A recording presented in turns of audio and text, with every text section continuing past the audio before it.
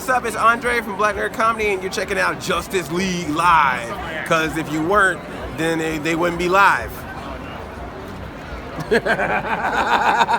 See ya, man.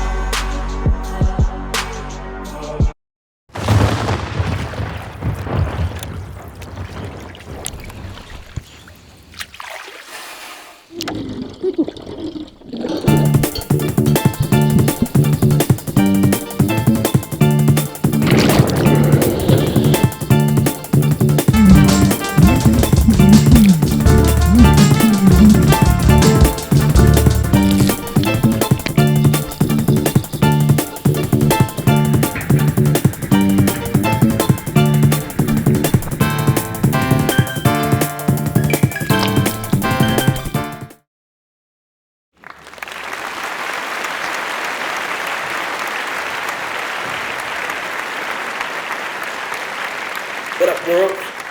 It's your boy, Sadler Ward. You know what I'm saying? Out here, I'm far. You know what I'm saying? I'm at my man's. Nah, that don't look right. There we go. It's a little dark, but I'm not sweating it, bro.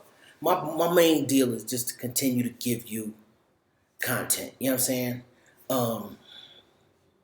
Is it too dark? Let me see. Better.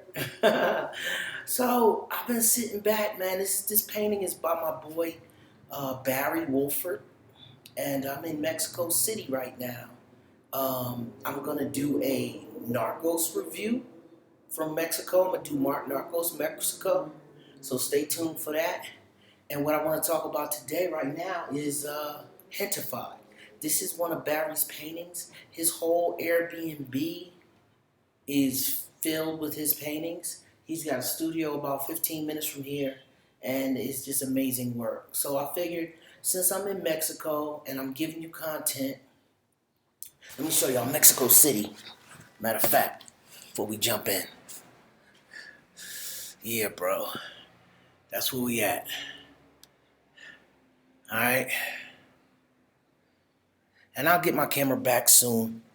But right now, I just want to continue to give y'all content. I always got my laptop on me, so I'm going to continue to give you content. So if you're here, you're familiar with Gentrified. If you're not familiar with the word Gentrified, mi gente means my people. You know what I'm saying? And gentrified is term when a lot of hipsters and other types come into a neighborhood and take that neighborhood over.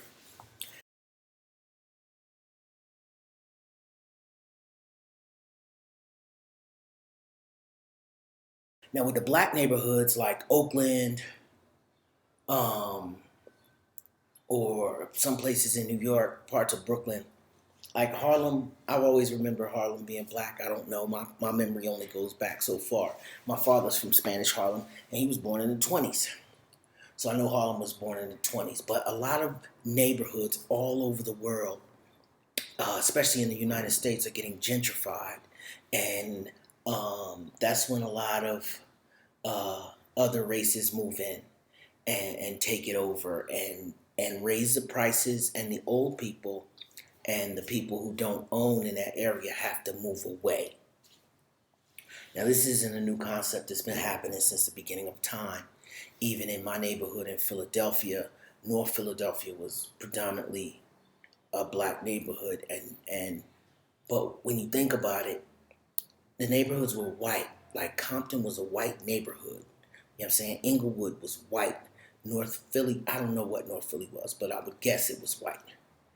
Then, as blacks moved in and bought homes or rented, the white flight is when white people leave the city to go to the suburbs, and that's what they did. Oh, it's nicer out here, we got more land. But then they realized they had to drive 45 minutes to an hour, 2 hours to work sometimes, just so they could live in a nice neighborhood. Then they realized, oh, we messed up.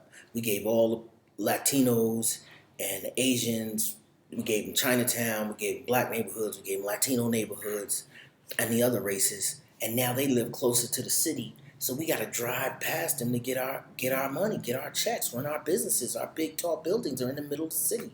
So now they're reclaiming the city and driving prices up because a lot of these poor people never owned. They always rented. Now, I suggest you buy property. I don't care how bad the neighborhood is. Buy around there and try to fix it up. Don't get no vigilante fights with the drug dealers around there, but try to own as much land as you can. Because even the horrible crack neighborhoods when I was young, houses over there selling for $400,000, $500,000. We had dollar houses when I was young. And I didn't even want some of them houses for $1. You know what I'm saying?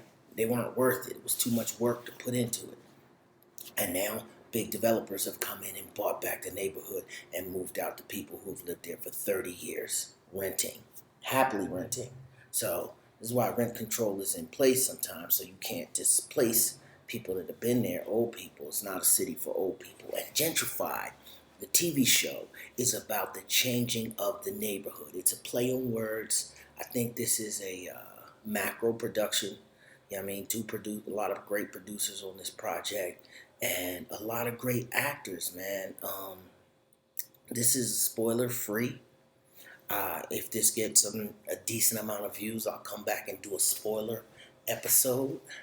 But I will tell you that I think that telling this story is important for people of color. I think all races should watch this show just to be aware of what's going on in the city. And they're making jokes about it. They're making fun of it. You have to laugh to stop crying sometimes. It's a good comedy. It's not a preachy show, but it has its underlying tones that will make the gentrification process a lot easier to digest. You know, sometimes we gotta laugh about our similarities. And the people that are coming in with the avocado toast and the fresh squeezed juices and the high-priced coffee shops. Even the neighborhood that Biggie Smalls lived in is completely changed. They got a tea shop. People riding bicycles with flip-flops. That ain't what Biggie Smalls was rapping about when he lived there. But everything changed. So I just wanted to keep y'all aware of what the show is about. They got a gangster Mexican dad. His name is Pop. And Pop played Coachy Loco in a lot of gangster movies. If you ever lived in Mexico, he is in like 300 gangster narco films. And he is a killer. I can't touch him. He is that guy. And then in this movie, he's the sweetest old man. It just shows you what a great actor he is, man. I'm going to run down names, character breakdown, storyline. I'm going to do all that in the spoiler episode.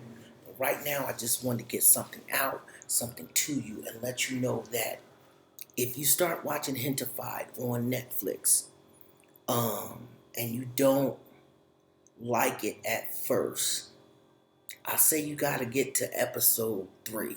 Because if you can make it to episode 3, they hit a stride.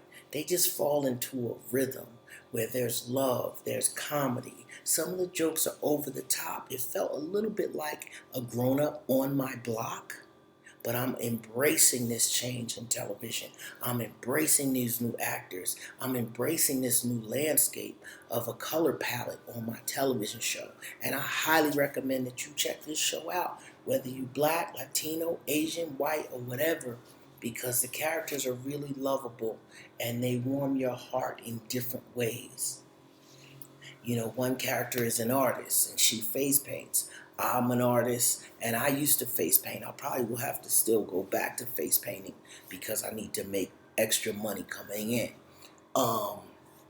Another character, Julissa, she plays a activist in the neighborhood. She's really down for her people. I mean, she's an Afro-Latina. You don't see Afro-Latinas on TV like that, bro. And if you do, they are not playing Afro-Latinas. They're playing blacks a lot of times.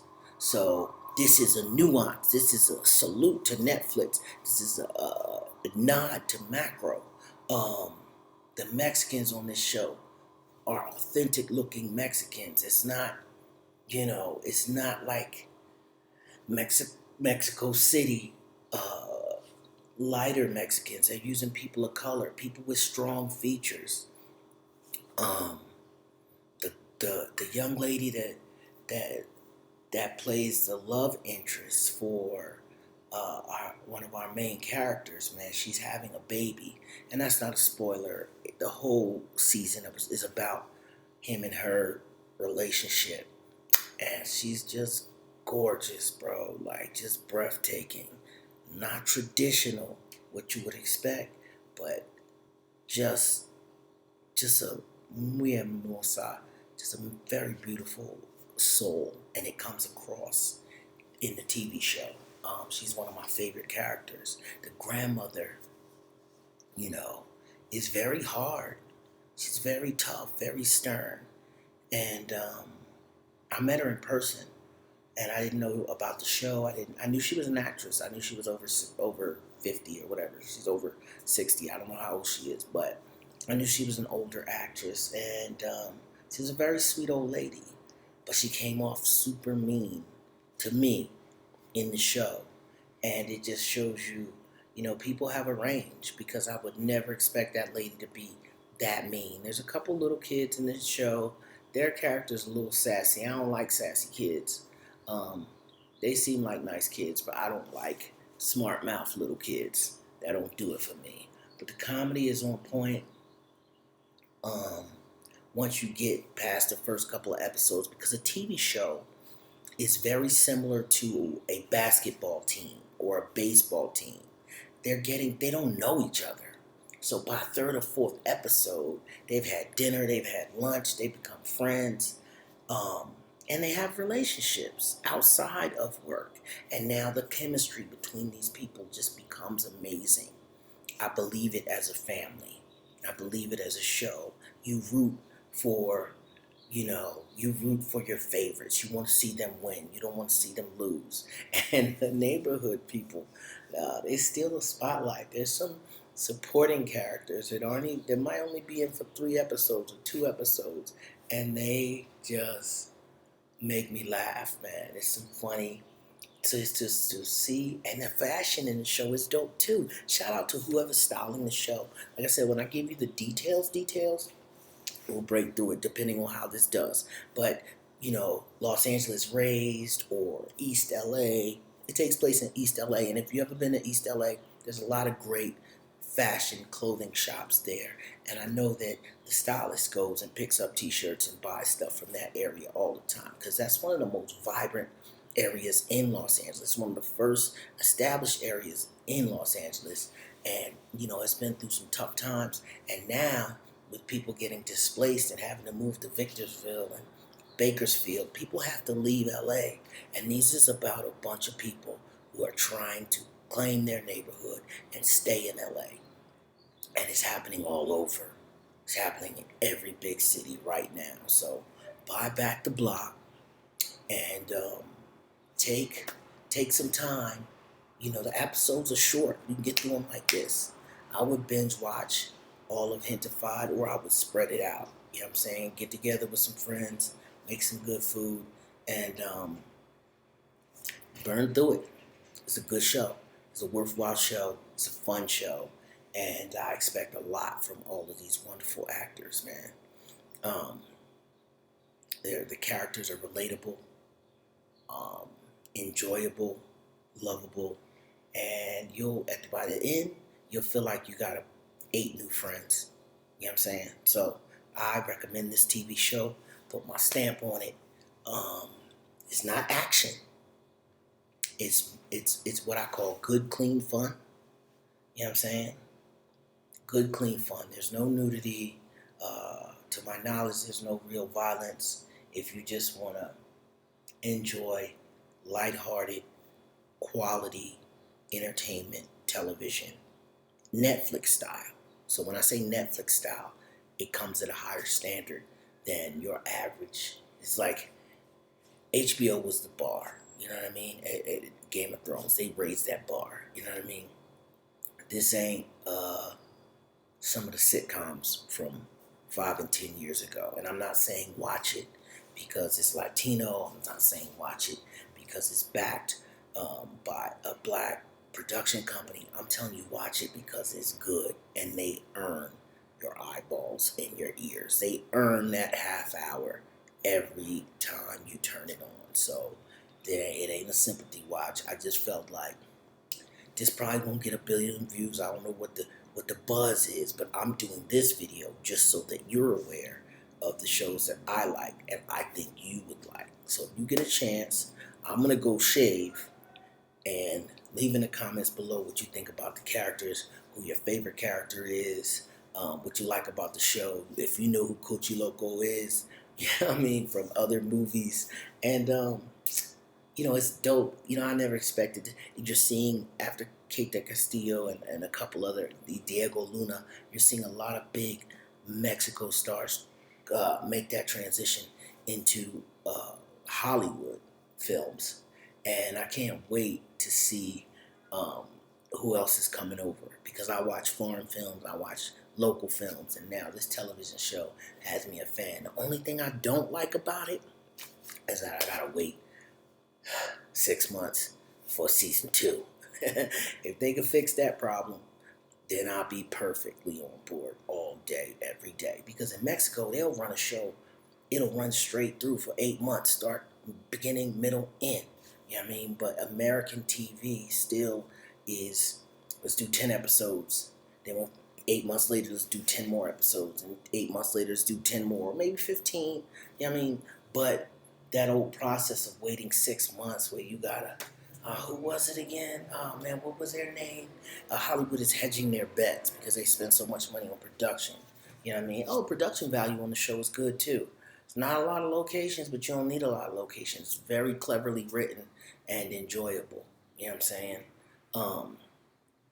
You know, there's a guy that plays a chef, and you know, if you love Latinos, you'll resonate towards this show because you get it. But if you don't, if you're not into family shows, this might not be a show for you. But I love family. I love light humor, but it's laugh out loud humor. You know what I'm saying? Nobody's like a comedian, but everybody's fun and enjoyable. So that's my stamp of approval on this show. I say go watch it, man. So basically, I think you're going to enjoy this show. But before I get out of here, I just want to take a moment and just do some housekeeping, you know, because there's some turmoil going on within the show. And I think, you know, it deserves a notification.